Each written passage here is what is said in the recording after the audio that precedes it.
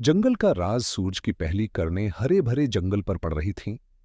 दरख्तों के पतों पर शबनम के कतरे मोतियों की तरह चमक रहे थे।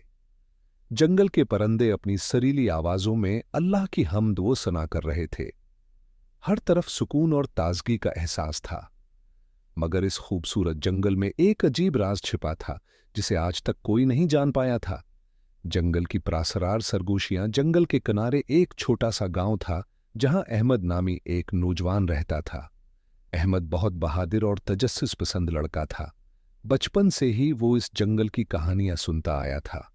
बुजुर्ग कहते थे कि जंगल के दरमियान एक पोशीदा झील है, जहां कुछ प्रासरार मखलूकात बसीरा करती हैं। लेकिन जो भी उस झील को देखने गया, वो कभी वापस न आया। अहमद को हमेशा इस कहानी पर शक रहा। वो सोचता कि आखिर ये कैसे मुमकिन है। जंगल में तो कई लोग शिकार के लिए जाते हैं, मगर किसी ने कभी ऐसी कोई झील नहीं देखी। एक दिन उसने फैसला किया कि वो इस राज से पर्दा उठाएगा। सफर का आगाज अहमद ने अपने दोस्त उमरान और सलीम को अपने मंसूबे के बारे में बताया। सलीम डर गया, मगर उमरान ने अहमद का साथ देने का वादा किया। दोनों ने सफर के लिए तैयारियां की। पानी, खाने का सामान और एक खंजर साथ लिया। अगली सुबह वो जंगल की तरफ रवाना हो गए। जंगल में दाखिल होते ही उन्होंने दरख्तों के दरमियान सुनहरी रोशनी देखी। तितलियां हवा में उड़ रही थीं और बंदरों की टोली एक दूसरे के साथ खेल रही थी। सब कुछ आम सा लग रहा था, मगर जैसे जैसे वो आगे बढ़ते गए, एक अजीब सा सुकूत तारी होने लगा। परिंदों की चहचहाहट बंद हो गई और दरख्तों की शाखें हिलने लगे, जैसे कोई उनके अंदर छिपा हो। प्रासरार रास्ता चलते चलते अहमद और उमरान एक पुराने दरख्त के पास पहुंचे, जिसके तुने पर अजीब और गरीब निशानात थे।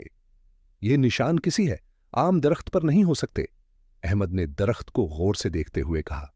उमरान ने दरख्त के पीछे जाकर देखा तो वहां एक तंग सा रास्ता था, जो गहराई में जा रहा था। यही रास्ता होगा, अहमद ने जोश से कहा। दोनों दोस्त इस रास्ते पर चलने लगे। ज्यों-ज्यों वो आगे बढ़ रहे थे, जंगल का माहौल और प्रासरार होता जा रहा था। अचानक एक जोरदार आवाज गूंजी और दोनों साकित हो गए। प्रासरार झील चंद लम्हे रखने के बाद वो फिर आगे बढ़े। अचानक उनके सामने एक विसिया नीली झील नमूदार हुई। पानी इतना साफ था कि उसमें आसमान और दरख्तों का अक्स साफ नजर आ रहा था, मगर झील के इर्द गिर्द मुकम्मल खामोशी थी, जैसे यहां वक्त थम गया हो। अहमद झील के किनारे जाकर पानी को छूने ही वाला था कि अचानक पानी हिल गया। मैं हलचल मच गई। एक दीवकामत सुनहरी मछली पानी से बाहर निकली और इंसानी जबान में बोली, तुम यहां क्यों आए हो? अहमद और उमरान हैरत से एक दूसरे को देखने लगे। अहमद ने हिम्मत करके कहा, हम इस जंगल के राज को जानना चाहते हैं। जंगल की कहानी मछली ने आहिस्ता से कहा, यह जंगल आम जंगल नहीं, बल्कि एक कदीम बादशाहत का हिस्सा है। कई साल पहले यहां एक बादशाह रहता था, जो बहुत जालिम था। एक दिन एक नेक दिल फकीर ने बादशाह से मदद मांगी, मगर बादशाह ने उसे कैद में डाल दिया। फकीर ने बद्दुआ दी कि ये सल्तनत हमेशा के लिए खत्म हो जाएगी, जंगल में बदल जाए, और जो भी उसकी हकीकत जानने की कोशिश करे, वो हमेशा यहीं का होकर रह जाए। ये सुनते ही अहमद और उमरान का दिल जोर जोर से धड़कने लगा।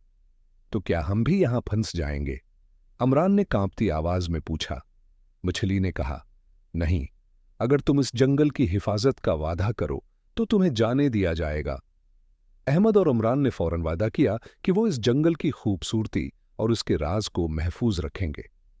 वापसी जैसे ही उन्होंने वादा किया, एक तेज रोशनी फैली और वो खुद को जंगल के किनारे खड़ा है। पाया जंगल अब पहले से ज्यादा सरसब्ज लग रहा था।